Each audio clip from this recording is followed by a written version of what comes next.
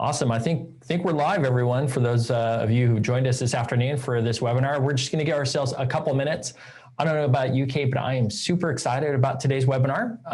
This is going to be a little bit of a unique webinar, something different than what we've ever done before, because we're going to get to go through some data. Yeah, it's going to be really fun. I can't wait to see the real world examples of all this stuff. Yeah, it's really cool because, you know, in our situation at Barn to Door, we get to see all kinds of activity across farms all across America. Like literally, I think last month we had 2.5 million views across all the farm stores that we support in America, across, you know, again, thousands of farms, all 50 states. What's cool is that we can look at like the trends, the specific activities, how people interact. And you even set up some of the stuff where we actually record the activity that's happening inside the stores. What have you learned over the years with that, Cade? Yeah, it's really interesting to see what buyers want to engage with on your farm store. You know, you can kind of see people as they go through and think about what they're going to buy. So it's really interesting to watch, you know, people maybe getting overwhelmed by too many options, yes. You know, not scrolling all the way down in a store if there's too much going on, or if you direct people really well with some highlighted, you know, great offers, yep. Bundle boxes at the top, maybe people just going straight to that. So always interesting to see. Yeah, it's really cool to be able to see how people interact. Because I know oftentimes we do A/B testing inside of our own company and look at like, hey, let's put up this image and let's try this image or this video. And we're often surprised even by the results, right? Because we, you know, consumers and buyers are fickle. They do different things at times. So anyways, it looks like we're just 2 minutes past the hour, so we might as well go ahead and get started because this is going to be recorded. I see we've got a number of attendees that have joined us today. Before we get started, let's hit the agenda real quick of what we're going to cover.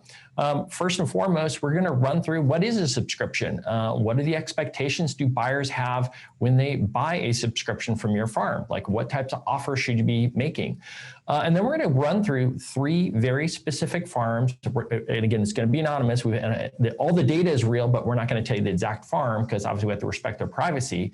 But we're going to show you the real data of how their business has grown over the last year. And you're going to see some surprising outcomes and walk through those tactics that's helped them be successful. And with that, the other thing too is we're going to have time for a live Q&A at the very end. So feel free to throw Q&A questions. We have it all set up on another screen as well. So if you want to throw those up even during the presentation, we can try and monitor those. But otherwise, we'll dig right in. All right, so first off, let's talk about what a subscription is. So a subscription is a commitment to make an ongoing purchase. And your buyers today are being conditioned by the biggest brands on the planet. Amazon, first and foremost, is probably the most prolific brand. 93% of all Americans have bought from Amazon in the last 12 months alone. All adults, I should say, which is pretty astonishing. But what you can see here is that Amazon has really made a huge effort to make it easier for buyers to purchase, right? So it's no longer just about a one-time purchase, right? I use this example here for some deodorant because everybody uses deodorant, at least I hope you do. And the other thing is, you know, you're going to use deodorant the next month and the following month thereafter. And so Amazon's not stupid, right? They're not going to make it difficult for you to have a recurring commitment to something that you're going to use over and over again. You don't want to pay twice for that buyer to have to come back to your website and advertise to them, right? So the key here is, again, to create an incentive, subscribe and save. And you can see here in this example, they made it very convenient, right? They're not trying to get me to subscribe to one deodorant, right? The cost alone of sending that deodorant every month would probably be too expensive, right? Even as a prime buyer, right? Because the margin's probably pretty thin on that. So what they do set it up as is they give you a 4-pack. And they make it easy, make it get delivered every 4 months. Now, of course, you have some options there. You could change it, how often it might come to you. But the key here is it's simple, right? And this is a consistent experience that your buyers are having across all kinds of brands. Cade, I know you're a young guy. You got, you know, off on your own and building your life. What kind of subscriptions do you have, by the way? Subscriptions are super important because I don't want to be spending time every day buying stuff for, you know, it just shows up. It's great. So I have subscriptions for clothes. You know, they pick clothes for me and send them to me. It's fantastic. You dress quite nice, Cade. I like what you're wearing. That's great. Yeah. And, you know, I got these clothes literally from the subscription service. Can't make that up. That's awesome. You know, subscriptions for my dog, for food and everything in between. For your dog, what do you have for your dog? Dog toys, you know, they come, I think like once a month you get new dog toys and stuff. Well, yeah, okay. So here you have it. These are the types of things people are subscribing to. I think the thing like a dog toy, I know your dog probably really loves it, but at the end of the day, it probably doesn't need a dog toy every month. The good news for you as a farm is that people have to have food, right? It's at the bottom of Maslow's hierarchy of needs. Everybody has to eat every day, every week, every month. And so the convenience of offering a subscription for your farm is a huge deal because it's something your buyers are going to keep coming back to. So let's move on and talk about a few key things before we dive into the data. Number one, you do need to follow kind of the same trends that Amazon is conditioning your buyers with. Remember, you want to swim with the current. Don't swim upstream. Trillions of dollars are being spent on Amazon every year. So follow their lessons and see what you can learn from them. Number one, it's got to be easy to purchase. I don't ever call Amazon. I don't send them emails. I don't text message them. I literally go online and I make a purchase. Second thing is give your buyers the opportunity to pay up front. Unlike the cost of deodorant, right? You know, $7, $8, $12, whatever it costs. A lot of times when you're making a commitment to purchase food, it's a pretty big price tag, right? We see people going through and making purchases of, you know, $500, $800, $1,200. That's a lot of money. Not all families can afford, or all singles for that matter, can afford that purchase price up front, right? So the cool thing about what we do at Barn to Door is you want to offer your buyers the ability to pay up front or pay as you go, right? I imagine your clothing subscription is probably that way. It's kind of pay as you go, right? You don't pay all up front. Exactly, yeah. Just as you receive the items, you pay each time. That's cool. The other big thing too is make sure you offer an incentive to commit, right? So a lot of times we see farms, you know, will offer not only a discount, but maybe if you want that bacon, the only way you get the bacon is to make a commitment to a pork bundle box, right? So that's a big thing. The other aspect of this too, much like Amazon, you have to make it convenient. And what you're going to see in the data that we go through today is that most of the farms that are highly successful make it very convenient for their buyers. Most of them offer delivery and certainly offer pickup in a convenient location. The packaging has to be consumable, right? So while I live with a family of 4 and, you know, I could readily eat 15 or 20 pounds of a bundle box of produce or proteins, most families, you know, can't. You know, remember, households vary in size, and most farms we see make the mistake of assuming everybody's like them.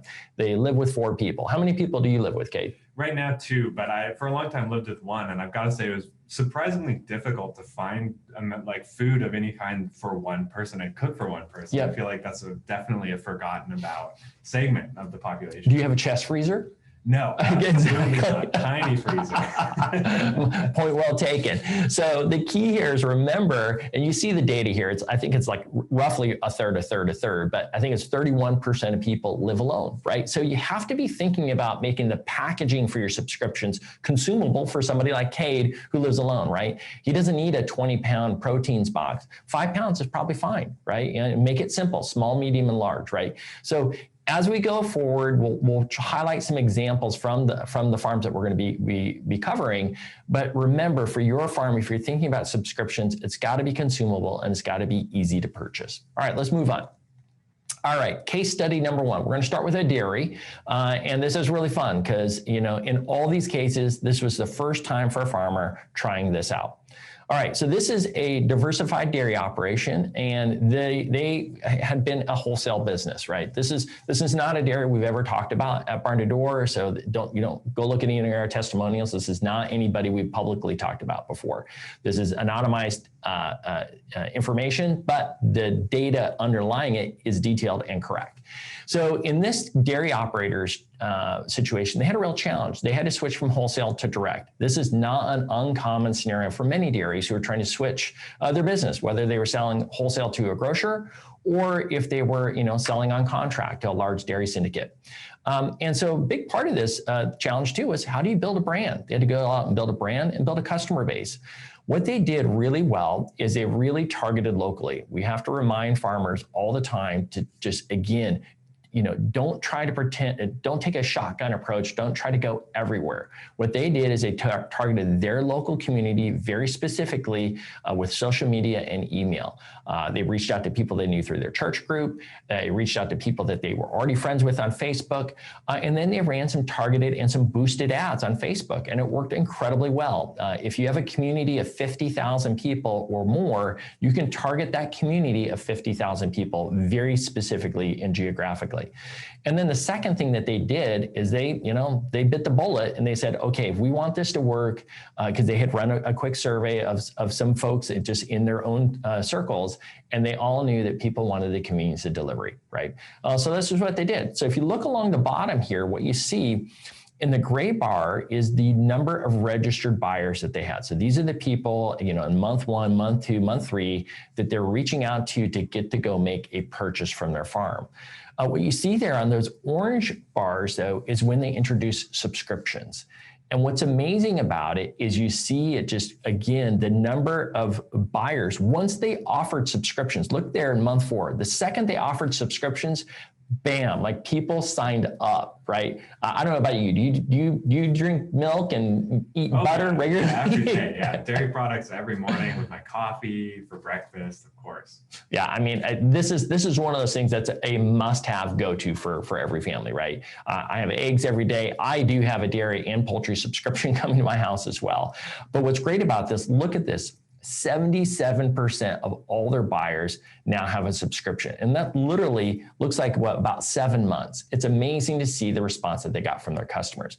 Now let's look at the financials. How did this translate? So in this case, what you see here is that they try to employ some tactics to grow that base of customers, right? Number one is they started using some dairy boxes that they got branded. They actually sold those on their website as well, made a profit on that. What's cool about it is it raised awareness locally. We've talked to many dairy operations, many of whom who followed, I think, Grant Sheeter's advice. He did the same thing of branding dairy boxes and making them available because they're on the front porch. People walk through their neighborhood. I go for a walk every day. I know you're a big walker too, Cade, right? Yeah, and I do notice stuff like that on people's porches, various delivery services and stuff. It definitely stands out. Yeah, and what's cool about it is, again, you're getting that unaided awareness naturally, organically in the neighborhood where you may already be making a delivery. It raised awareness. He actually ended, in this case, this farmer actually ended up selling out of their dairy boxes as well. We've heard that several times. A lot of people having high demand for these local food boxes on the doorstep. But here's the kicker, right, is that they're growing recurring revenue, right? So you see there along the bottom, right when they kicked it off, they immediately started to get a consistent base of recurring revenue.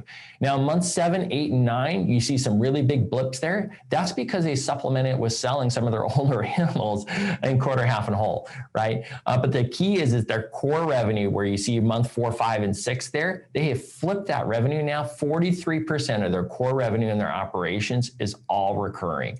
And that's a big deal. It's a big sigh of relief. And I know talking with this farm that they're investing heavily in making this a big area of growth for them as they look ahead. Cool. Very exciting. Awesome. Well, let's talk about produce. So both, fruits and vegetables. This is an amazing farm that we're going to cover next. This is a little bit bigger farm that we're going to go through. And so don't be alarmed by the numbers because we have a lot of farms. Even if you're a small family farm, we'll cover another smaller family farm in a minute. You're going to see that this works regardless of the size of your operation. That dairy farm, it literally is just a couple. This farm has about 6 or 7 people who work at it, and we'll see the numbers here. So this was a former wholesaler. This farm, again, has a very diversified operation.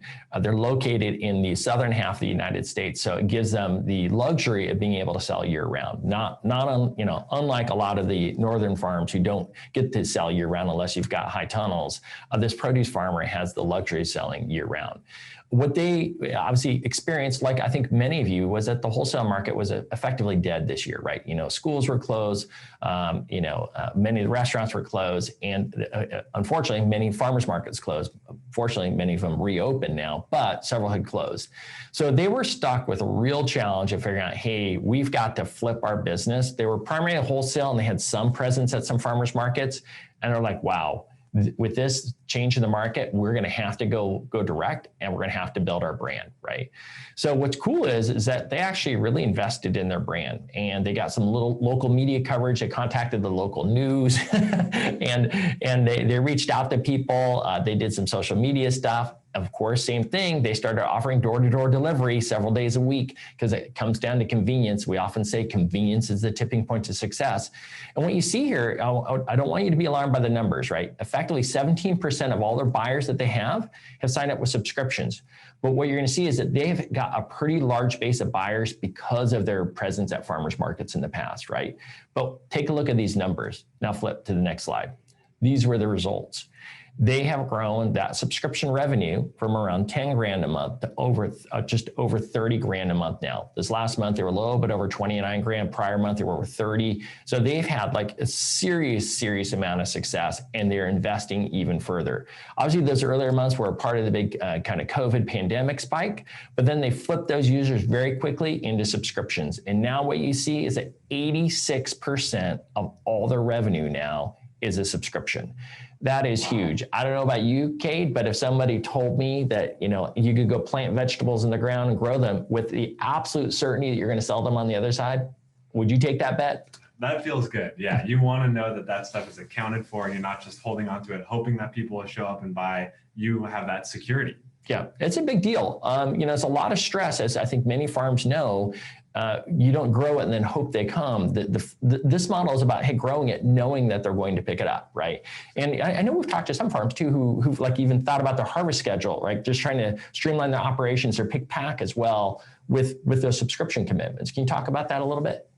Yeah. So when you know what people are buying from your farm, it's a lot easier to plan, like you said, James, all of your operations around it as well. And you know exactly, what dates you're going to be delivering, which items and everything, what you need to pack for everybody. And it can also inform, next year, what you might decide to grow more of or less of based off of what people want in those subscription boxes. So it can really inform a lot more in your farm business outside of just those individual purchases. Yeah, big time. And, this is very akin to kind of a standing order for your wholesale buyers, right? Like, so as Cade said, we see many produce farms, a lot of microgreen farmers in particular, who do kind of grow for me programs. Like the whole thing is completely guaranteed purchases, which is really cool because, like, I don't know about you, but I am assuming that every time you put a seed in the ground that you have the expectation and goal of selling it, right? So I think this is great. And I'm super happy for this farm. I've talked to the owners. They are just absolutely delighted with this, and they're investing further. And as you see on this bottom bullet here, they're actually beginning to syndicate with some other farm products too that match and pair well. Let's talk about a couple of the tactics that they employed, because this was really cool. I know we do a lot of social media and email marketing. It works great. A couple of things though that these guys did that I thought was very effective was really going in and narrowing in on like the demand, the want and desire of people to purchase from your farm, and again, aligning with the people who have that same alignment with your farm as well and have a strong community base. So they went out to local health providers, local wellness providers, and they even went to some retiree locations, because a lot of retirees, again, still kind of staying on lockdown, trying to stay safe until they're vaccinated, have chosen, or like, hey, looking for that fresh vegetables. I don't know about you, but I love feeling good when I'm having fresh produce. And so you can see why, so many retirees as well are attracted to this. Really great idea from a set of tactics. Absolutely. Do you have any suggestions on that too, Kate? Because I know you do a lot of the demand for us here at Barn to Door. You're very good at it. But what other things, have you seen this farm or other farms like this do to raise awareness? Yeah, I think that those are great. And you definitely, the key here is knowing who your target customer base is and being okay with that being a small set of people, because if you can target and get in front of those eyes really well, then you have a lot of guaranteed customers out of that group versus a shotgun approach like you mentioned, James, where there's a lot less certainty. But, running a targeted ad campaign to people in these locations, like we mentioned before, could be a great way to supplement and see your farm on another platform. Because, it really comes down to that repetition. They should be seeing your farm on their phones. on the boxes in front of their neighbors' doorsteps, yes, on the news, all of those places. And then you've got a bunch of guaranteed customers out of that. Yeah, and what's cool about this, again, remember this farm only had 17% of their customers making a recurring commitment, but look how big that recurring commitment is, right? So depending on your products, again, don't be alarmed if only a smaller portion of your customers commit. The big thing here is, again, growing the size of that commitment over time, selling seasonal add-ons, which these guys do a really good job of as well. You see some spikes in some of those gray spots there because, again, they have different products that might come available or only for a very short season. And you can, again, create the right incentives. Perhaps if you go beyond a certain dollar amount, perhaps you can get free delivery instead of having to pay for it. And so, again, great ways, again, to increase that average order value and get more dollars in your pocket. All right, let's jump to a pasture proteins farmer. This is awesome. We saved this one for last. This is a small family farm. They've got a couple kids. Very doable, very approachable for any farm out there thinking about subscriptions. And I'm going to give you a little background on this. Let's fast forward real quick here. They're pasture proteins. They were doing cow-calf livestock operation and wanted to think about flipping direct to consumer. They did have some pork and some poultry that they were growing, again, for some family friends and stuff. But you'll see when we get to the next slide, hold for a second, but when we get to the next slide, you'll see that their sales were really spotty before they had subscriptions.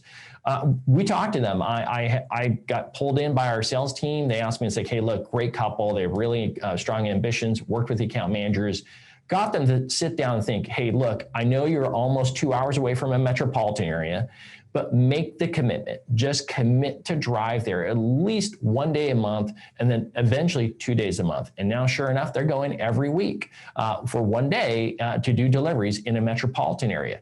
What's great about this is that, again, many of you can do the same approach. You could choose to do the delivery yourself, or you can partner with a local delivery partner in that area who will run deliveries for you. The key here is once they did that, you see the numbers at the bottom right. Look how many of their buyers that they had immediately started to sign up for subscriptions. Now, half of all the registered buyers have signed up for subscriptions, and wait till you see these results. Flip to the next screen. This pasture proteins provider now is getting more than $10K a month in recurring revenue. And this has been done literally in just 7 months for this young couple with a couple young kids trying to figure out like, hey, how do we get consistency in our revenue? You see there earlier in month 1, 2, and 3, that was a very similar buying pattern before they came to Barn to Door as well. They talked about the challenges that they were having, a lot of spottiness. They were only selling quarter halves and wholes. And we said, hey, look, we've got the data. We'll tell you what works. Trust us. Work with us, and we'll help you build a business and bring some sanity and, more importantly, peace of mind to your family. And take a look at this. Look what happened. Over that time frame, they started to roll out subscriptions. They changed their packaging, moving away from just quarter, half, and whole. And back to your example, right? You're not buying a quarter, half, or whole, right, Cade? Don't have a freezer. Yeah. And guess what? Probably 80, maybe 90% of Americans do not own a chest freezer. I know that's news for farmers. Most farmers, every farmer I know has a chest freezer. But people in metropolitan areas generally do not have a chest freezer, right? So moving into these consumable sizes, 5-pound, 10-pound, 15-pound boxes, boom, it has worked, and it's worked magic. So you look at their consistency in sales, and they went into the holidays this past year. Again, family of 5, actually, they've got 3 kids. And this father, I know, he said, like, life-changing for him. To be able to go in the holidays, he's got $10,000 a month, guaranteed revenue coming in, game changer for their farm. Now, here's the other cool part about it too. Back to the operations comment, right, Cade? Like, how many farms have we heard have had problems with processors or lining up their processing dates? Yeah, especially in the past year. That's become definitely an increasing concern, as I'm sure some of our viewers know. Yeah, and the key here is now this farm can go out and make guaranteed commitments to the processor, knowing that they're going to move all of their products. every single time they've got their bundle boxes. So now what's cool about it, chatting with him, they're starting to look at like, hey, they can start to layer in additional sets of meat birds, which I know that they're putting out to pasture this spring. I know because I just bought some chickens too, albeit not a meat bird operation. I'm just trying to grow some eggs personally. But they are growing, they're going to grow their meat bird operation and they can do it consistently. They can also do the same thing, again, with their pastured pork and beef. Fantastic to know that they've got that consistency of sales. All right, so let's flip to this last slide. Just do a quick recap, right? Because I wanted you guys, again, to see the numbers all next to each other. And don't worry, we'll send you a copy of this. All this information will be available for free on barntodoor.com. But the big thing here is, again, remember, it's great to get as many of your buyers as you possibly can to have a subscription. The greater diversity of buyers you have, the more resilience you have in your business. I think as Cade said, like, look, get everybody you possibly can to make that commitment. On the flip side too, remember, you can have a smaller subset of buyers who make a bigger commitment, like this produce provider who is driving a huge amount of recurring revenue with large commitments, right? And so that's really cool. And I think part of that's driven by the fact that they deliver every single week, right? A lot of times proteins, dairies are oftentimes delivering weekly. Proteins oftentimes are doing once or twice a month, right? But the big thing here is you see, regardless of your size, whether you're a small couple, a family, or a little bit larger operations, the same tactics, the same engagement model, the same offering in terms of subscriptions for your buyers, it works. All right, why don't we hit the recap? Cade, you want to cover us here? Yeah, absolutely. So for the other resources that you can go to learn some more about our subscriptions, and we've got tons of great blog posts about best practices on subscriptions, all the tips and tricks you need to get started, ebooks, podcasts, all covering that stuff, and stories of other farms like we've kind of talked about today who have started doing them as well. So you can use that as kind of a guide. And then of course, this video will be posted on the website too. So definitely go check that out if you want to refer back to anything that we said today. And then, of course, a great opportunity to learn more all about convenience, including subscriptions, delivery, and shipping, if that's relevant to your farm, will be discussed at our convenience conference on May 4th. So you can register for that right now. It's completely free, and we'll have great talks from a bunch of different speakers, farmers, and industry experts there to learn from. What's cool about it is every one of these resources, Cade's team manages all these assets, they're all free of charge. There's no commitment, no obligation to work with Barn to Door. Our goal is just to get the information in your hands so you can make the best decisions for your farm. All right, so hey, with that, why don't we flip over and we'll start to take some questions. So if you go down to the bottom, I see that we've got a Q&A panel there at the bottom. So you got that up there. Okay, cool. All right, so we'll look for your questions and then we'll be happy to go through and answer those. All right, first one coming in here, question about bundling and packaging for produce. Cade, you want to give some feedback on packaging for produce, especially for people who have seasonality? Yeah. So there's a lot of stuff that you can do. And I think the key here is to remember to keep it simple, because especially for someone like me, like I talked about with my clothes subscription, they actually pick all the clothes for me. I'm not even selecting the clothes myself, right? And I love that because I don't have to spend the time and I love what they pick for me. Same thing with your farm, right? I trust you to know what produce I would want because you're the farmer, you're growing it, you grow great product. Those boxes are a fantastic way to go, especially with your seasonal products too. You can have seasonal add-ons like James mentioned, and that's a great way to incentivize people to add on a little bit to their subscription, maybe get free delivery with that added on product or something. But yeah, love the bundle boxes. And then also remembering to keep a few different sizes too. I think that that's also super important for different household sizes. And then, always with the add-on and seasonal items as well. Great. Another great question here on branding and packaging, right? So some farms, this question, one or two, but this one in particular, is like, how much time and money should I invest in branding and packaging for my products? Is a stamp enough on my brown paper bag, right?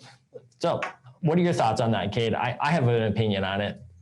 Yeah, I mean, I think it really depends probably, it definitely depends farm to farm. I think having a strong recognizable brand and something that feels quality to go along with your food can go a long way. We talked to one protein farmer who invested in some nice bags that they, like, what is it? Like sealed bags to deliver their food in. And that extra quality just really kind of helped their customers feel like they were getting a really high quality product, right? Because it is like, very high quality coming from their farm. So that can be a really nice touch. But at the same time, if you're a smaller operation, maybe just starting deliveries and want a quick, easy way to get your food out to your customers, a brown paper bag with a stamp might not be a bad way to go. I was going to say, so that's what I was going to say, which is like, look, a brown paper bag with a beautiful stamp, if it's packaged and folded nicely, simple note, simple little, 3x5 card with a stamp. The key there is your branding on things and just some simple personalized notes on occasion. You don't have to personalize it all the time. Like literally, putting in, we have this kind of print label receipt function, so you can print your receipts and put them in there. But for people, that's the first time that they've made a subscription or purchase, hey, a simple personal notes. Hey, thanks for your commitment to our farm. We're really excited to serve you. Simple things like that go a long way for building customer loyalty. And so, again, you don't have to necessarily get as fancy with the refrigerator bags. We do have a lot of farms that do invest in that. So if this is, a tight operation, if you're tight on budget, you can start with just a simple stamp, but do invest in branding. Don't ever just leave a bag or a box that doesn't have any branding on it. Because remember, just like those other farms we mentioned earlier, people do walk by, people do see it, and people reuse those bags too, right? Yeah. We got another question coming in. It kind of relates to this, about the best approach for dealing with protein delivery specifically, because obviously those things do need to be refrigerated. You want to talk a little bit about that, Cade? Yeah, so definitely a few different approaches we've heard from farms. One that I heard recently that I really liked, that I think you mentioned, James, is a farm actually selling coolers as well to deliver to people. I think it's awesome. Yeah, making a little bit extra profit off that. I think that's great. If I was someone who didn't have a cooler but wanted to buy some meat and I saw that option, I would totally take it, to get a cooler to get it delivered in. But yeah, I think definitely for a lot of people, asking them to leave a cooler out on their porch, a lot of people have one already. It's pretty easy just to leave one out there. You can drop off the items, and even if they're maybe out of the office at the moment, or out of their house at the moment, they can swing back by, pick up the food, no problem. But these days, a lot of people are also working from home. So, there might be people available more often to actually just meet you outside and get the food. So, you can also poll your customers as well and see what they prefer. That's always an option. Facebook surveys can be a really easy way to do that. But what do you think, James? Well, I have 5 different subscriptions coming to our house. So we have a pretty large cooler out on our front porch. And so it's not uncommon because we'll have dairy, we have proteins, we have produce. We even have a flour subscription, and they drop it in the cooler. So I have a pretty large cooler out on my front porch. But I agree with you, Kate. I think it's a really good idea that if you can, and maybe we can write a blog post on this and post out a couple of cooler options, because I know several of our farms have used different suppliers for their coolers, and it is a great branding exercise. And I know several of the farms are actually just marking them up 10 or 20 bucks, some for $50 to $65 a piece, and they sell out. I think the biggest challenge I've heard is that people can't get enough coolers right now. That makes sense. But it's just so convenient, like to get the cooler and the food in the same place. It comes back to the whole convenience thing. Yeah. I don't have to go to another website and buy a cooler. I can just do it straight from your farm. So pretty easy. All right, we've got another great question here dealing with that produce farmer that is in the Southern Hemisphere, where they did all these partnerships with these, or actually affiliations with all these businesses. How do they do that? Like, what are the things that they do? Maybe we can talk a little bit about hashtagging, how that works a little bit, Cade. Yeah. So there's a lot of ways that you can start to get a bit of a visible presence in your community. I know for online stuff, starting to use local hashtags, a lot of, especially if you're delivering to a metropolitan area, there's going to be loads of hashtags to choose from. But even just within your state, there's generally going to be some hashtags that you can target. And then you start to build some awareness with people who, customers who are also using those hashtags, people who love to post pictures of their food, of course. Instagram's a great place for that. Yeah. So you can start to take up a bit of a presence there, as well as posting on your own farm's social media profiles. Even Nextdoor is an option that we've heard of recently, which is great for community building because it's the whole idea there. So really building up that presence so people will be noticing your farm, like I mentioned, repetitively. And more times they see your farm, the more likely they are to buy from you. So that can go a long way. Well, I'm just looking at the time. We're a few minutes over. Really appreciate everyone joining us today. We have a couple other questions. We'll drop notes out to those people individually, but we really appreciate your time joining us today to hear about these 3 farm success stories. We will send out a copy of this and a recording, so feel free to share it with any other farms, or if you have questions, feel free to reach out, or better yet, go to the resources we have available online so you you can see, what might be a good approach for your farm. Because again, it's going to be different for everyone. There's no silver bullet. It takes persistent marketing, market awareness, and engaging your customers. But if you do it, you can build a healthy subscription-based business and recurring revenue for your farm. Thank you so much. Have a great afternoon, and we'll sign off. Cheers.